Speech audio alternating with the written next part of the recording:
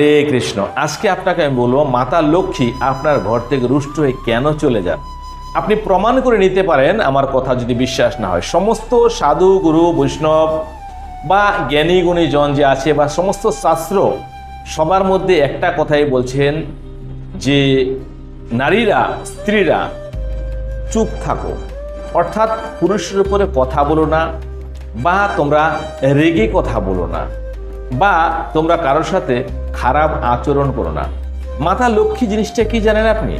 মাতা লক্ষ্মী হচ্ছে আনন্দের স্রোত, মাতা লক্ষ্মী হচ্ছে খুশির স্রোত, মাতা লক্ষ্মী হচ্ছে ধনের সম্পত্তিতে পরিপূর্ণ, মাতা লক্ষ্মী হচ্ছে পরিষ্কার পরিচ্ছন্ন, মাতা লক্ষ্মী হচ্ছে আভূষণে বিভূষিত। অর্থাৎ কোনো রকম যেখানে নোংরা জিনিস থাকে বা নোংরা কার্য করা হয় বা নোংরা ভাবে নিজের শরীরকে, নিজের ঘরকে, নিজের বাতাবরণকে রাখা হয়, সেখানে মাতা লক্ষ্মী বাস করেন না। যে ঘরে স্ত্রী নিজের স্বামীকে অপমান করে, অবজ্ঞা করে, তাকে ছোট মনে করে, তাকে অবহেলা করে এবং স্বামীর মুখে জবাব দেয় বা তর্ক করে, সেই ঘরে মাতা লক্ষ্মী কোনোদিন থাকেন না। আপনাকে প্রমাণ সহ বলে দেব শাস্ত্র কি বলছে, ওতে কি লেখা আছে। তাহলে সেইখানে কে থাকে আপনার ঘরে? যে আপনি ধন সম্পত্তি কামিয়ে নিয়ে আসেন, তাহলে থাকছেটা কে, বাস করছে কে আপনার ঘরে, সেই কথাটা বলবো। এই সমস্ত কথা হচ্ছে সবচেয়ে গোপন থেকে গোপন তথ্য। আমি চাইনি বলতে, এই সমাজের অবস্থা দেখে আমিও এই সমস্ত কথা বলতে চাইনি। একমাত্র সাধু সন্তরা সবাই বলে যে স্ত্রীর ধর্ম হচ্ছে ঘরকে মানিয়ে নেওয়া, সাজিয়ে গুছিয়ে রাখা, বা স্বামীর মুখে তর্ক না করা, স্বামীর সেবা করা। কিন্তু এর কারণ কি, কেন বলা হয়েছে, কেনই বা ঘর থেকে লক্ষ্মী ছাড়া হয়ে যায়, তার কারণটা বলবো আপনাকে। যদি আপনি আপনার ঘরে নিজের স্বামীকে অপমান করলেন, তো মাতা লক্ষ্মী সেখানে থাকতে পারে না। কেন? মাতা লক্ষ্মী হচ্ছে ভগবানের হৃদয়ের মধ্যে অবস্থান করেন। এবার আপনার স্বামী যদি ভগবান হয়, বাস্তবে তো ভগবানই, তো স্বামীর মনের ভিতরে থাকবে সবসময় লক্ষ্মী। সে লক্ষ্মী যখন নিজেকে নিজে চিনতে না পারছে, তাহলে তো আসল লক্ষ্মী চলেই যাবেন। দ্বিতীয় হচ্ছে, আমরা অলক্ষ্মীকেও লক্ষ্মী বানিয়ে ঘরে নিয়ে আসি। সবাই লক্ষ্মীর কৃপা পেতে চান, সেই জন্যই লক্ষ্মী নিয়ে আসেন। কিন্তু আপনি কি করে জানবেন যে সাজানো গোছানো সেই মেয়েটা লক্ষ্মী না অলক্ষ্মী? তার ব্যবহার, তার বংশ পরম্পরা, তার বাবা মায়ের পরিচয়, তার বাবা মায়ের কার্যকলাপ, তার বাবা মায়ের ব্যবহার।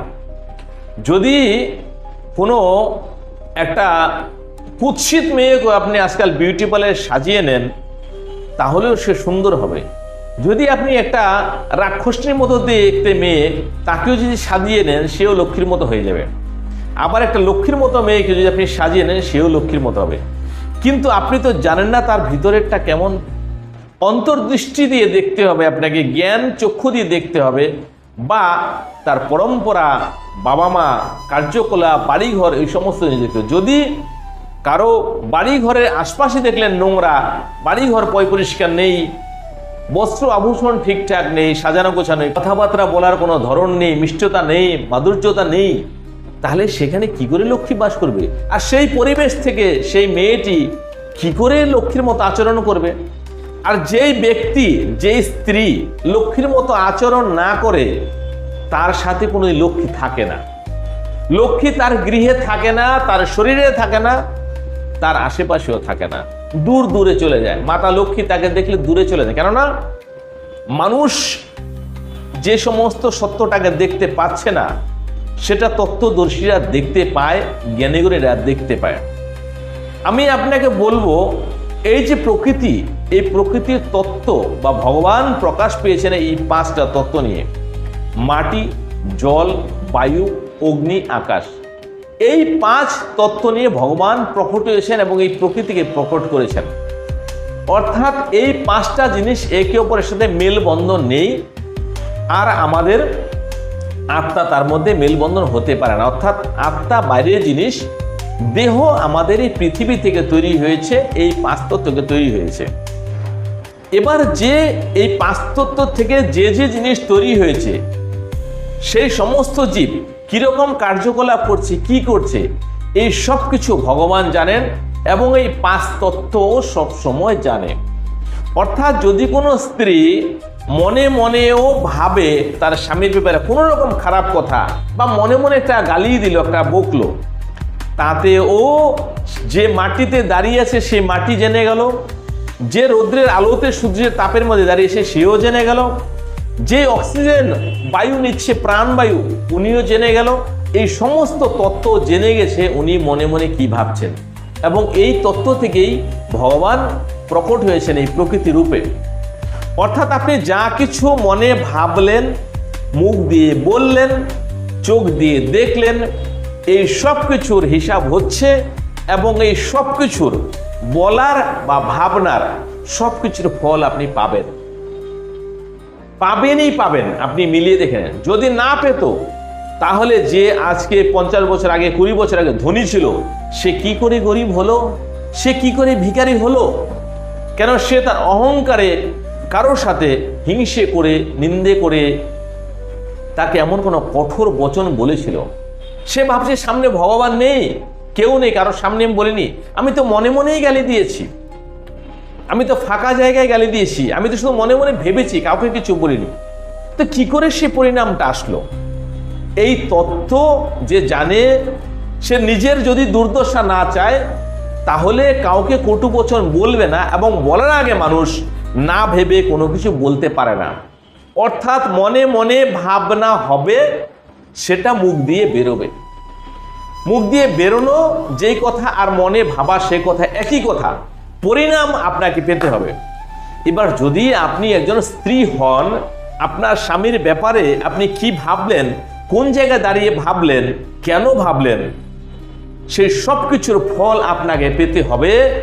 আপনি যদি কোনো খারাপ বিচার করে থাকেন, সেই খারাপটা আপনার জীবনে আসতে বাধ্য। আপনি লিখে নিতে পারেন, আমি সই করে দেবো। আপনি যা কিছু বলেন, আপনার সন্তানকে বলতে পারেন, আপনার বাবা মাকে বলতে পারেন, আপনার বন্ধু বান্ধবকে বলতে পারেন, আপনার আত্মীয় স্বজনকে বলতে পারেন, আপনি যা কিছু বলবেন ওই সব কিছু আপনার জীবনে ঘটতে বাধ্য হবেই হবে। কেননা বায়ু, অগ্নি, মাটি, জল, আকাশ, এই সমস্ত কিছু আপনার চারিপাশে বিদ্যমান।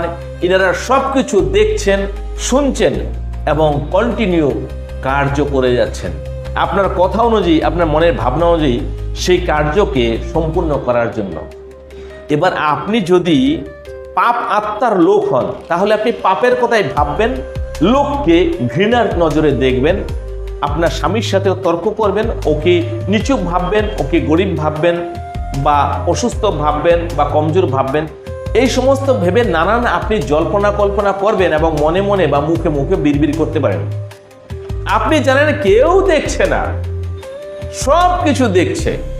আপনি মিলিয়ে নেন, যদি না দেখে তো আপনার জীবনের পরিণাম এটা না। আজকে আপনার ভাবনাতে আপনার জীবনের পরিণাম আজকে এটা। এবং এখন থেকে যদি না শুধরে যান, আজ থেকে আমি এই কথা বলার পরে কোনো বৈষ্ণব এগুলো কথা বলবে না।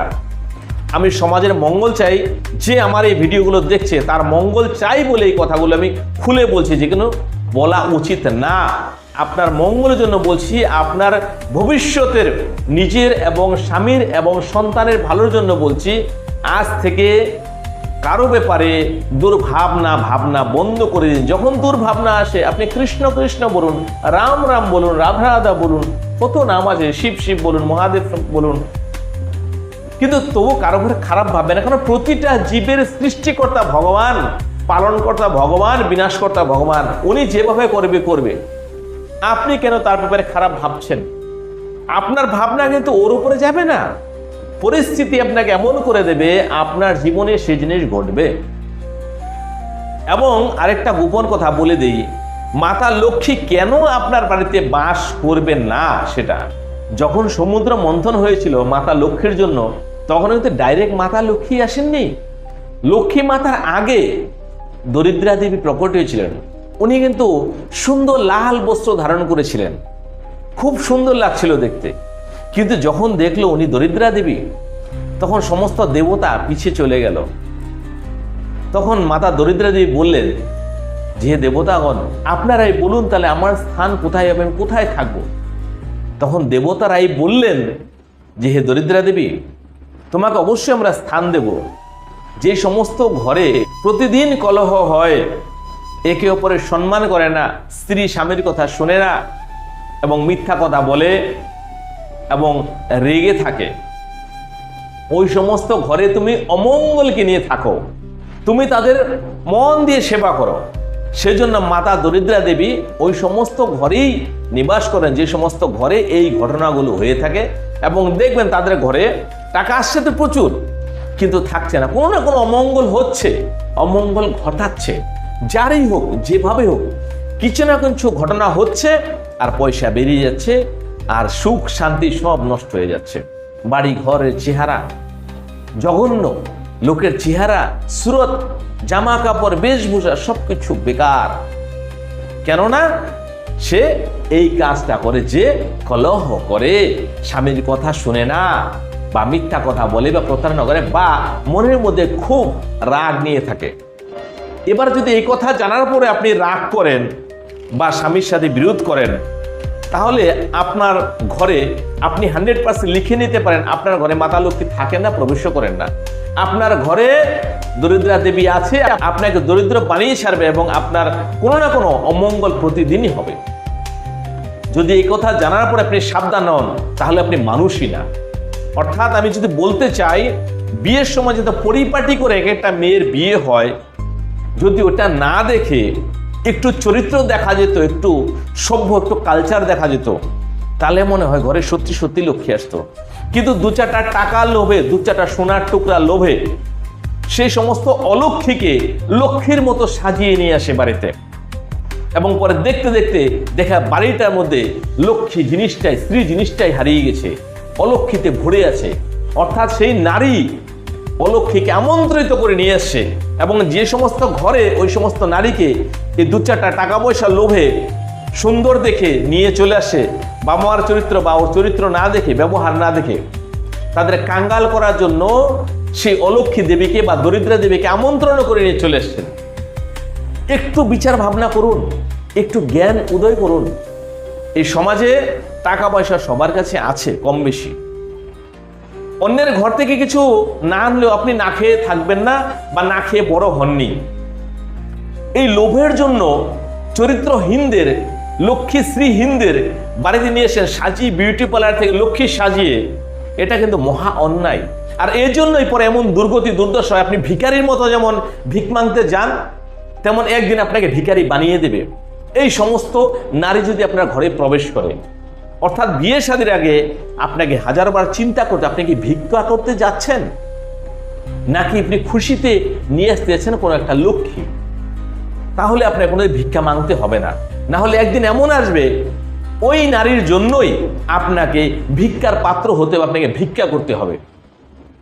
আপনি সাজিয়ে নিয়ে আসলেন, খুব সুন্দর লাগছে, কিন্তু ভিতরে যদি পাপে ভর্তি থাকে, ভিতরে যে রাগ থাকে, ক্রোধ থাকে, শিষ্টাচার না থাকে, কিসের লক্ষ্মী হলো সে? তার শরীরে লক্ষ্মী তো দূরের কথা, বাড়িতেই লক্ষ্মী থাকবে না। অর্থাৎ এই বায়ুমণ্ডলের মধ্যে আপনার চারিপাশে লক্ষ্মীও আছে, যেমন অলক্ষ্মীও আছে, রাক্ষসও আছে, দেবতা আছে। মানুষের মধ্যে, এই ব্রহ্মাণ্ডের মধ্যে যা আছে সবকিছু আছে, কিন্তু মানুষকে জানতে হবে। যদি না থাকবে, তাহলে আজকাল প্রেমানন্দ মহারাজজিকে দর্শন পাওয়ার জন্য বড় বড় লোক কেন যায়? এক ঝলক পাওয়ার জন্য। তাহলে ওনার মধ্যে কি ভগবান নেই? যারা যাচ্ছে তাদের মধ্যে কি নেই? আছে, কিন্তু জানতে পারছে না। তারা নিজের মধ্যে আমন্ত্রণ করছে অন্য কিছুকে, নিজের মধ্যে প্রকাশ করছে, প্রকট করছে অন্য কিছুকে। প্রেমানন্দ মহারাজজি প্রেমে পরিপূর্ণ, কারো খারাপ চান না। সেই জন্য ভগবান ওনার প্রতি কৃপা করেছে, ভগবান ওনার মধ্যে প্রবেশ করে গেছেন। সেই জন্য ওনার চেহারা চমক দেখেন। উনি কিন্তু বিউটি পার্লারে যায় না, উনি কিন্তু সাজগোজ, উনি ক্রিম লোশন লাগান না, তেলও হয়তো লাগান না, কিন্তু চেহারা গ্লেজ দেখেন, দেখলে আপনার মনে হবে যে একবার হলে একটু যদি ছুতে পারতাম, তাহলে যেন কি আনন্দটা অনুভব করতে পারতাম। তো প্রতিটা মানুষের মধ্যেও সেই দৈব শক্তি আছে, প্রতিটা মানুষের মধ্যে সেই লক্ষ্মী আছে, প্রতিটা মানুষের মধ্যে ভগবানের অংশ আছে, কিন্তু মানুষ হচ্ছে বোকা, মূর্খ, সে নিজেকে জানতে পারে না এবং জানার চেষ্টাও করে না। দুনিয়াতে আসছে, খেলছে, কদিন খাবে দাবে ঘুমাবে, তারপরে মরে যাবে। এই তো আসা যাওয়া ভবের খেলা। বেশি কথা বলবো না, আজকে এখানে শেষ করছি। যদি এই সনাতনী চ্যানেল প্রথমবার হন, আরো এরকম গুড়ো তত্ত্ব জানতে চান, তাহলে অবশ্যই এই চ্যানেলটাকে সাবস্ক্রাইব করে সনাতনী ভাই বোনদের মধ্যে অবশ্যই শেয়ার করবেন। হরে কৃষ্ণ, হরে কৃষ্ণ।